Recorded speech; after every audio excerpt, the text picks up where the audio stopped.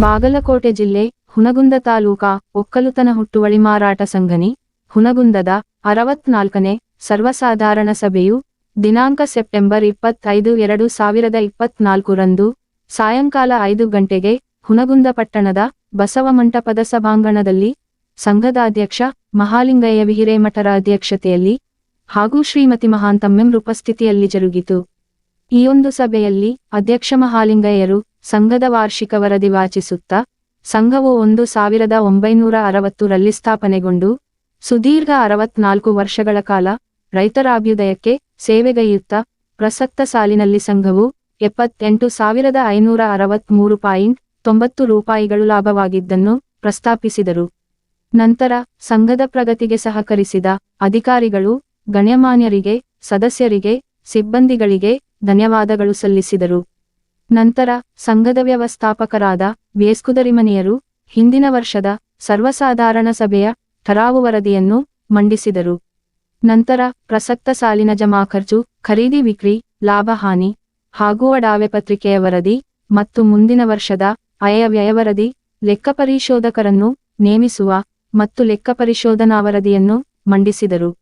ನಂತರ ಅಧ್ಯಕ್ಷರ ಅಪ್ಪಣೆ ಮೇರೆಗೆ ಚರ್ಚಿಸತಕ್ಕ ವಿಷಯಗಳಲ್ಲಿ ಪಡಿತರ ವಿತರಣೆಯಲ್ಲಿನ ಲೋಪ, ಒತ್ತಿ ಸಾಲ ಮತ್ತು ಜಾಮೀನು ಸಾಲಕ್ಕೆ ಬಡ್ಡಿದರ ಕಡಿಮೆ ಮಾಡುವ, ಡಿವಿಡೆಂಟ್ ಹಣ ನೀಡುವ, ಜಾಹೀರಾತು ನೀಡಿಕೆ ಸೇರಿ ಇತರೆ ಸದಸ್ಯರ ಆಕ್ಷೇಪಣೆ ಪ್ರಶ್ನೆಗಳಿಗೆ ಅಧ್ಯಕ್ಷರು ಹಾಗೂ ನಿರ್ದೇಶಕರಾದ ಬಸವಂತ ಪಾಂಟರದಾನಿರು ಮತ್ತು ವ್ಯವಸ್ಥಾಪಕರು ಉತ್ತರಿಸಿದರು. ಈ ಒಂದು ಸಭೆಯಲ್ಲಿ ಆರ್ಬಿ ಕರಂಡಿಯರು ವೇದಿಕೆ ಹಂಚಿಕೊಂಡರೆ, ಸಂಘದ ನಿರ್ದೇಶಕರಾದ ಮುತ್ತಣ್ಣ ವಾಯಮುಳ್ಳೂರ, ನಿಂಗಪ್ಪೆಸ್ ಹಂಚಿನಾಳ, ಅಮರಯ್ಯ ಎಂ ಹಿರೇಮಠ, ಜೈನ ಸಾಬಕೆ ಹಗೇದಾಳ, ಬಸವರಾಜಜಿ ಬಂಗಾರಿ, ಶ್ರೀಮತಿ ಗಿರಿಜಾ ಎಂ ಗಂಜಿಹಾಳ, ರಾಮಣ್ಣ ಭಜಂತ್ರಿಯರು ವೇದಿಕೆ ಅಲಂಕರಿಸಿದ್ದರು. ಹಾಗೂ ಸಭೆಯಲ್ಲಿ ಸಂಘದ ಸದಸ್ಯರು, ಸರ್ವ ಸಿಬ್ಬಂದಿಗಳು ಉಪಸ್ಥಿತರಿದ್ದರು. ಲೋಕನಾಯಕ ನ್ಯೂಸ್ ಬ್ಯೂರೋ ರಿಪೋರ್ಟ್ ಹುನಗುಂದ. ನೇಮಕ ಮಾಡುವ ಕುರಿತು ವಾರ್ಷಿಕ ಮಹಾಸಭೆಯಲ್ಲಿ ವ್ಯವಸ್ಥಾಪಕರು ಸದಾ ವಿಷಯದ ಬಗ್ಗೆ ಸುದೀರ್ಘವಾಗಿ ಚರ್ಚಿಸಿ ಸಹಕಾರ ಸಂಘಗಳ ಹಿರಿಯ ಲೆಕ್ಕ ಪರಿಶೋಧಕರು ಶ್ರೀ ಡಿ.ವಿ. ಸಿದ್ದಯ್ಯರನ್ನು ನೇಮಕ ಮಾಡಿಕೊಳ್ಳಬೇಕೆಂದು ಸರ್ವಸಾಧಾರಣ ಸಭೆಯಲ್ಲಿ ನಿರ್ಣಯಿಸಿ ಸಭೆಯಲ್ಲಿ ಕಾಪಿ ಸಾರಾಂಶವನ್ನು ಸಂಬಂಧಿಸಿದ ಪಾಸಾಯಿತು. ವಿಷಯ ನಂಬರ್ 2022-23ನೇ ಸಾಲಿನ ಲೆಕ್ಕ ಪರಿಶೋಧನೆ ವ್ಯವಸ್ಥಾಪಕರಿಗೂ ಹಾಗೂ ಸಿಬ್ಬಂದಿ ವರ್ಗದವರಿಗೂ ಅಭಿನಂದನೆಗಳನ್ನು ಸಲ್ಲಿಸುತ್ತೇನೆ. ಹಾಗೆ ವಿಜಯ ಮಾಂಜೆ ಸಹಕಾರಿ ಬ್ಯಾಂಕ್ ಹುನಗುಂದ ಇವರ ಅಧ್ಯಕ್ಷರು ಹಾಗೂ ಪ್ರಧಾನ ವ್ಯವಸ್ಥಾಪಕರು ಮತ್ತು ಸಿಬ್ಬಂದಿ ವರ್ಗದವರಿಗೂ ತುಂಬಾ ಧನ್ಯವಾದಗಳನ್ನು ಸಲ್ಲಿಸುತ್ತೇನೆ. ಸಹಕಾರ ಇಲಾಖೆ ನಮ್ಮ ಸಂಘದ ಪ್ರಗತಿ ಬಗ್ಗೆ ಕಾಲಕಾಲಕ್ಕೆ ಭೇಟಿ ನೀಡಿ ಸಲಹೆ ಸೂಚನೆಯನ್ನು ನೀಡಿರುವ ಸಂಯುಕ್ತ ಪ್ರತಿಬಂಧಕರು ಬೆಳಗಾವಿ ಜಿಲ್ಲಾ ಉಪನಿರ್ದೇಶಕರು ಹಾಗೂ ಸಹಕಾರ ನಿರ್ಬಂಧಕರು ಹಾಗೂ ಸಹಾಯಕ ಅಭಿವೃದ್ಧಿ ಅಧಿಕಾರಿಗಳು ಹುನಗುಂದ ಇವರಿಗೆ ಧನ್ಯವಾದಗಳನ್ನು ಸಲ್ಲಿಸುತ್ತೇನೆ. ಲೆಕ್ಕ ತಪಾಸಣಾ ಅಧಿಕಾರಿಗಳು ನಮ್ಮ ಜಿಲ್ಲೆಯ ಸಹಕಾರಿ ಲೆಕ್ಕ ಪರಿಶೋಧನೆಯ ಜಂಟಿ ನಿರ್ದೇಶಕರು ಬಾಗಲಕೋಟೆ ಹಾಗೂ ಸಹಾಯಕ ನಿರ್ದೇಶಕರು ಸಹಕಾರಿ ಸಂಘಗಳ ಲೆಕ್ಕ ಪರಿಶೋಧಕರು ಬಾಗಲಕೋಟೆ ಮತ್ತು ಹಿರಿಯ ಲೆಕ್ಕ ಪರಿಶೋಧಕರು ಇವರಿಗೆಲ್ಲ ಸೂಕ್ತ ಸಲಹೆ ಸೂಚನೆಗಳನ್ನು ನೀಡಿದ್ದರಿಂದ ಇವರಿಗೂ ಅನಂತ ಧನ್ಯವಾದಗಳನ್ನು ಸಲ್ಲಿಸುತ್ತೇನೆ. ಹುನಗುಂದ ತಾಲೂಕು ತಹಸೀಲ್ದಾರ್ ಸಾಹೇಬರಿಗೂ ಮತ್ತು ಕಾರ್ಯಾಲಯದ ಸಿಬ್ಬಂದಿ ವರ್ಗಕ್ಕೂ ಸಂಘದ ಬೆಳವಣಿಗೆಗೆ ಸಹಾಯ ಮಾಡಿದ ಎಲ್ಲ ಮಹನೀಯರಿಗೂ ನನ್ನ ಅನಂತ ವಂದನೆಗಳನ್ನು ಸಲ್ಲಿಸುತ್ತೇನೆ.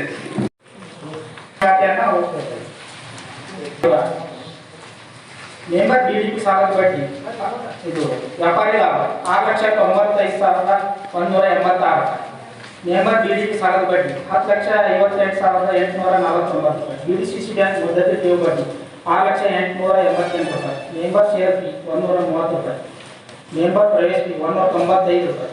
ಪಿಕ್ನಿಕ್ ಕಮಿಷನ್ 417 ರೂಪಾಯಿ. ಭೂ ಬಾಡಿಗೆ 1,00,000 ರೂಪಾಯಿ. ಎಪಿಎಂಸಿ ಗುಡಾಮ್ ಬಾಡಿಗೆ 42,000 ರೂಪಾಯಿ. ಇಟ್ಕೋ ಶೇರ್ ಡಿವಿಡೆಂಡ್ 2,200 ರೂಪಾಯಿ. ಕೆಸಿಎಂಎಫ್ ಡಿವಿಡೆಂಡ್ 1,00,000 ರೂಪಾಯಿ. ಅರ್ಜಿ ಶುಲ್ಕ 6,000 ರೂಪಾಯಿ. ಬ್ಯಾಂಕ್ 310 ರೂಪಾಯಿ ಹಾನಿ ಕಡೆ. ಪಿಕ್ನಿಕ್ ಕಮಿಷನ್ 68,593 ರೂಪಾಯಿ. ಪಿಗ್ಮಿ ಬಡ್ಡಿ 800 ರೂಪಾಯಿ. ಮೆಂಬರ್ ಮುದ್ದತೆ ಠೇವು ಬಡ್ಡಿ 12,80,755 ರೂಪಾಯಿ. ಆಡಳಿತ ಮಂಡಳಿ ಸಭೆ ಭತ್ಯೆ 33,000 ರೂಪಾಯಿ. ಬ್ಯಾಂಕ್ ಚಾರ್ಜಸ್ 1,107 ರೂಪಾಯಿ 20 ಪೈಸೆ. ಗಳಿಕೆ ರಜೆ ನಗದೀಕರಣ 1,56,490 ರೂಪಾಯಿ. ತರಬೇತಿ ವೆಚ್ಚ 20,000 ರೂಪಾಯಿ. ಯೂನಿಯನ್ ವಾರ್ಷಿಕ ಫೀ 2,500 ರೂಪಾಯಿ. ಸಾಹಿತ್ಯ ಸಂಗಮ ವಾರ್ಷಿಕ ಸಂಚಿಕೆ 2000 ರೂಪಾಯಿ. ಪ್ರಿಂಟಿಂಗ್ ಮತ್ತು ಸ್ಟೇಷನರಿ 39,458 ರೂಪಾಯಿ. ಸಾದಿಲ್ವಾದ 30,772 ರೂಪಾಯಿ. ಪ್ರಚಾರ ಖಾತೆ 30,120 ರೂಪಾಯಿ. GST 1336.90. KB ಬಿಲ್ 11,278 ರೂಪಾಯಿ. ಪೋಸ್ಟೇಜ್ 3,610 ರೂಪಾಯಿ. ಪೇಪರ್ ಬಿಲ್ 4,928 ರೂಪಾಯಿ.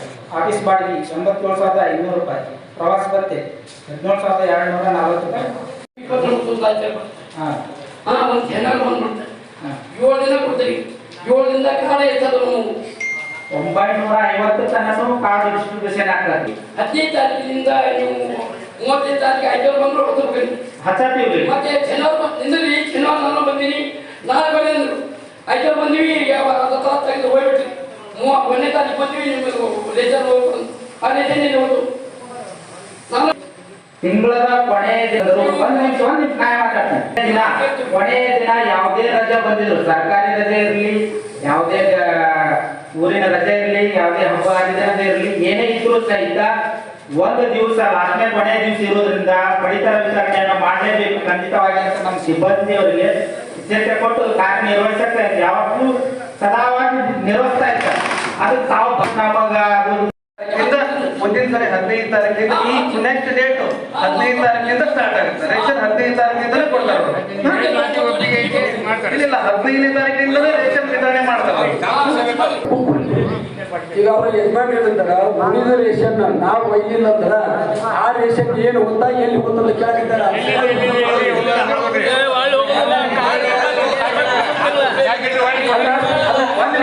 ಅಲ್ಲ ಸ್ಟಾಕ್ ಕೊಡ್ಬೇಕು ಅಲ್ಲ ಅವ್ರಿಗೆ ಹೇಳ್ಬೇಕು ನಾವು ಅದನ್ನು ಮೈನಸ್ ಮಾಡಿ ಮತ್ತೆ ಅದನ್ನು ಮೈನಸ್ ಮಾಡಿ ನಮ್ಗೆ ರೇಷನ್ ಬರ್ತಾರೆ.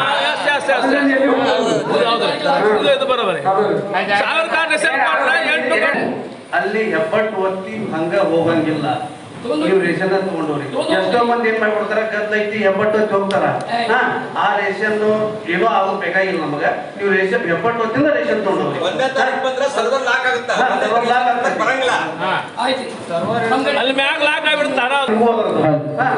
ನಾವು ಈಗ ಗುಡಾಣದಲ್ಲಿ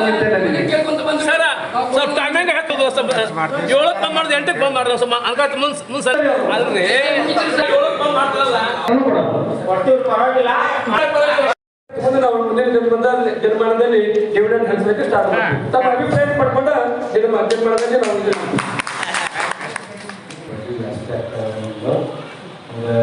ಗ್ರಾಮೀಣ ಸಾಲ 15% ಈ ಥರ ಇದೆಲ್ಲ ಆ ಥರ ನಿಮ್ಮದು ವಸ್ತು ಸಾಲಗಳು ಜಾಸ್ತಿ ಆಗ್ತದೆ, ಸ್ವಲ್ಪ ಕಮ್ಮಿ ಮಾಡ್ಕೊಂಡು ವಿನಂತಿ ಮಾಡ್ತೀವಿ. ಈಗ ನಾವು ಈ ಜಮೀನು ಸಾಲ ಏನು ಕೊಡ್ತೀವಿ ಬಾಂಡ್ ಸಾಲ, ಆ ಬಾಂಡ್ ಸಾಲ ಕೊಟ್ಟದ್ರಿಂದ ವಸೂಲಿ ಭಾಳ ತ್ರಾಸ ಆಗ್ತಾರೆ. ವಸೂಲಿ ಮಾಡೋದು ಭಾಳ ತ್ರಾಸ ಆಗ್ತದೆ. ಅದಕ್ಕೇನು ಆಧಾರ ಇರೋದಿಲ್ಲ. ಆದರೂ ಕೂಡ ಕೊಡಕ್ಕ ಇದು ಮಾಡಿದ್ವಿ ನಾವು. ಆಕ್ಚುಲಿ ಭದ್ರತೆ ಸಾಲ ಕೊಡ್ಬೇಕು ನಾವು. ಅಂದ್ರೆ ಅದಕ್ಕೆ ಒಂದು ಆಧಾರ ಇರ್ತಾ ಇದೆ. ಯಾಕಂದ್ರೆ ಅದು ನಿಮ್ಮದೇ ದುಡ್ಡು, ನಿಮ್ಮ ದುಡ್ಡು ನಾವು ಸೇಫಾಗಿ ಕೊಡ್ಬೇಕಲ್ಲ, ಸೇಫಾಗಿ ಇಟ್ಕೋಬೇಕು. ಅದು ಬಾಂಡ್ ಸಾಲ ಕೊಡೋದ್ರಿಂದ ಅದು ವಸೂಲಿನ ಆಗೋದಿಲ್ಲ. ಅದಕ್ಕೆ ಭದ್ರತೆ ಸಾಲ ಕೊಡೋದ್ರಿಂದ ತೋರಿ ನಾವು ಕೊಡ್ತಾ ಇದ್ದೀವಿ. ಅದಕ್ಕೆ ವಸೂಲಿ ಮಾಡಬೇಕು ನಮ್ಗೆ ಜವಾಬ್ದಾರಿ ಇರ್ತದೆ. ಅದನ್ನು ಸ್ವಲ್ಪ ಕಡಿಮೆ ಮಾಡಿ ಜಾಸ್ತಿ ಕೊಡಿ. ಬಡ್ಡಿ ಬ್ಯಾಂಕಿಂಗ್ ಬರೋದು ಜಾಸ್ತಿ ಕಡಿಮೆ ಮಾಡಿದ್ರೆ ಎಲ್ಲರೂ ಲಕ್ಷ ಮಾಡ್ತಾರೆ.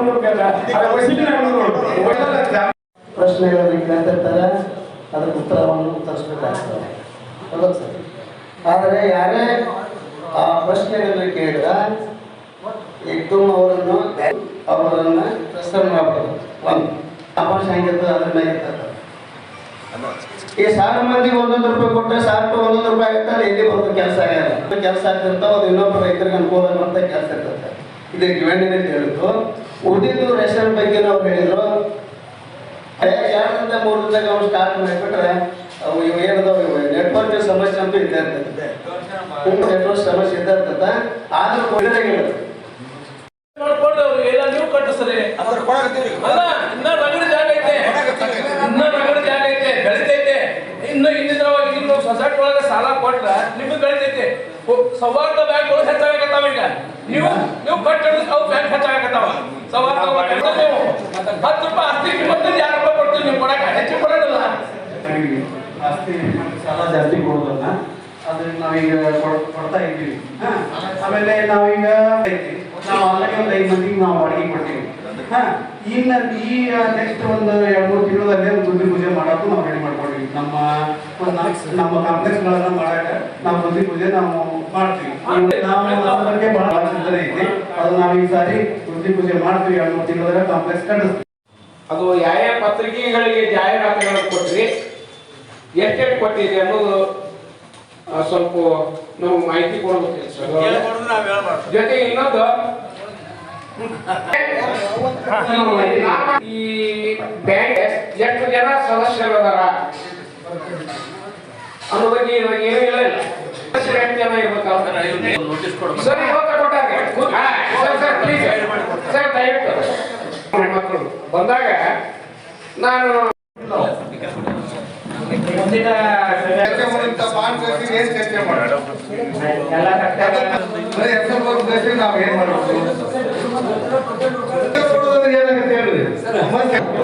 ಹಾಗಾಗಿ ಹೇಳಿದಲ್ಲ, ಭೂಸರ ವಾಸನೆ ಬಂದಿದ್ದ ಸಂಬಂಧ ಇವೆಲ್ಲ ಕಚೇರಿ ಮಾಡಿ ಮತ್ತೆ ಜಾಸ್ತಿ ಬರ್ತಾ ಲಾಭ ಬಗ್ಗೆ ಸಂಬಂಧ ಮಾಡಿದ್ವಿ. ಇದು ಏನ್ ಕೊಡಬೇಕಿಲ್ಲ, ಪ್ರತಿಯೊಬ್ಬರಿಗೆ ಕೊಡಬೇಕು. 64ನೇ ವಾರ್ಷಿಕ ಮಹಾಸಭೆಗೆ ಆಗಮಿಸಿ ಶೋಭಿತರಿರುವ ಅಧ್ಯಕ್ಷರು, ನಿರ್ದೇಶಕರು, ಸಂಘದ ಸದಸ್ಯರು, ಟಿಕೆಟ್ ಸಂಘದ ಕಾರ್ಯದರ್ಶಿಗಳು ಹಾಗೂ ಪ್ರತಿನಿಧಿಗಳು ಮಾಡಿ